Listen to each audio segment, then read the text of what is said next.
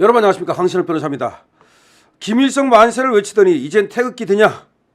라고 하는 제목으로 우리 김성애 전 비서관이 조선일보와 동아일보 그리고 중앙일보를 저격했습니다.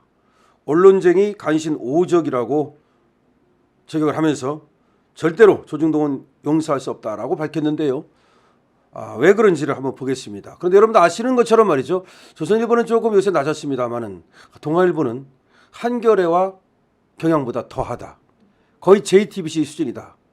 라는 얘기들을 많이 합니다. 아니, 보수의 정론지를 주창해 왔는데요. 어떻게 그렇게 윤석열 대통령에게 무자비한 공격을 하는지 사람들은 의아해하고 있습니다. 동아일보는 말이죠. 채널A와 함께 한동훈 편에 섰었죠. 한동훈을 엄청나게 밀었습니다. 사실은 그때까지만 해도 자기들이 밀면 한동훈이가 대통령 될 수 있다고 생각했던 것으로 보입니다. 물론 조선일보도 한동훈에 적극적으로 그렇게 완전히 줄선 건 아니지만 비판적이지는 않았습니다. 그런데 채널A는 완전히 한동훈 그 전속 기자가 있다고 할 만큼 한동훈에게 올인했습니다. 그런데 한동훈에게 지금 올인한 것이 윤석열 대통령에 대한 원한으로 이어지나요? 아니면 윤석열 대통령을 끌어내리고 한동훈을 세울 수 있다고 보나요?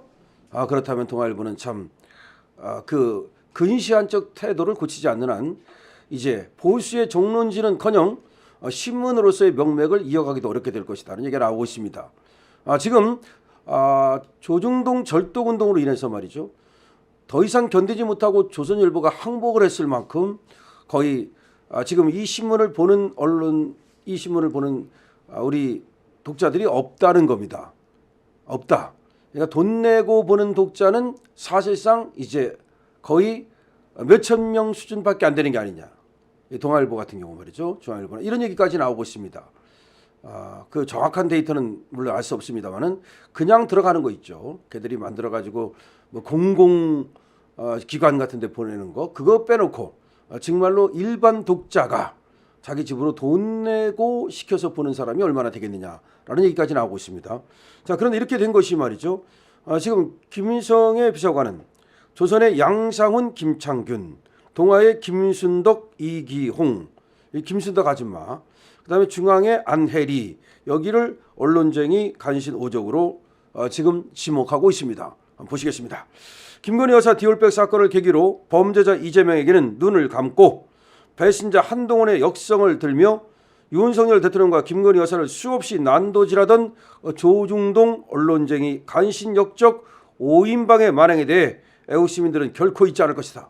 오딩이 세죠? 너희들이 이제 와서 보수 진영이 어떠니 저떠니 하면서 애국 시민에게 알랑방기를 끼어대도 이번만은 결코 용서할 수 없다. 요것들이 요새 와서 조금 더 알랑방기를 끼는 애들이 있다 이 말입니다.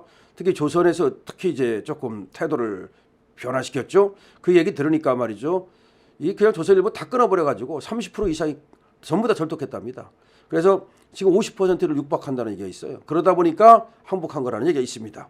박근혜 대통령 때 거짓 뉴스 만행으로 탄핵에 몰아넣고 그때도 그랬어요. 나라를 혼란에 빠뜨리고도 아무 일도 없었던 듯이 돌아올 수 있었던 것이 되풀이될 수 있다고 착각하지 마라. 이번엔 착각이다는 거야.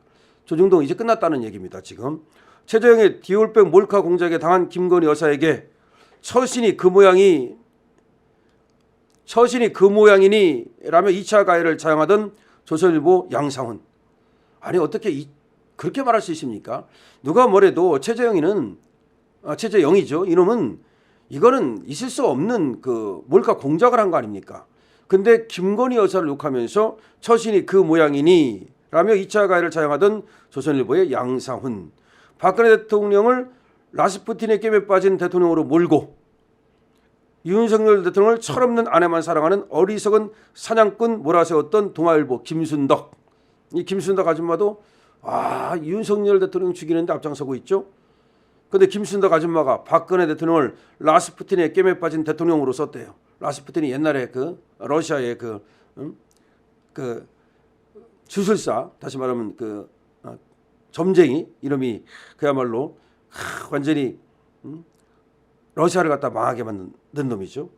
그 다음에 윤석열 대통령을 철없는 아내만 사랑하는 어리석은 사랑꾼 이렇게 몰았고 이런 김순덕, 그리고 보수는 윤석열을 버려라라는 칼럼을 써대던 너 이기용,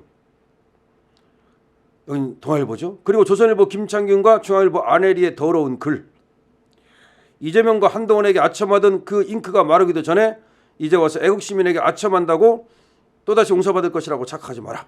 요새 아첨하는가 봐요. 저는 얘들 글을 잘 안 읽기 때문에 요새 아첨하는지 몰랐습니다만은 그렇게 이런 아주 더러운 글을 쓰다가 요새 와서 이제 아첨을 하는 모양입니다. 왜 그런지 아십니까? 아까 말했듯이 얘들 지금 거의 망하기 직전입니다. 이번만큼은 애국 시민들이 조중동 너희들을 결코 용서하지 않을 것이다. 왜냐하면 한 번 속지 두 번 속지 않듯이 한 번 배신당하지 두 번 배신당하진 않을 것이기 때문이다. 한 번 김일성 만세를 외친 놈들을 받아줄지언정 두 번이나 김일성 만세를 외친 배신자를 받아주지 않을 것이기 때문이다. 적어도 조중동에 또아리를 들고 있는 언론쟁이 간신오적, 양상훈, 김창균, 김순덕, 이기용, 안혜리는 명심해야 할 것이다. 너희같이 지조없이 요리조리 줄 서며 배신을 밥 먹듯이 하는 언론쟁이들이 조중동을 떠나지 않는 한 조중동이 폐간될 때까지 애국시민들의 조중동 절독운동은 계속될 것이다. 너희들 분위기 바뀌니 갑자기 태극기 들고 문 밖에 나서는 모습 한두 번 본 것이 아니다. 기회주의적이라는 거죠. 그래서 이번만큼은 절대 용서 없다는 것만 기억해 둬라. 그리고 조중동은 명심해라.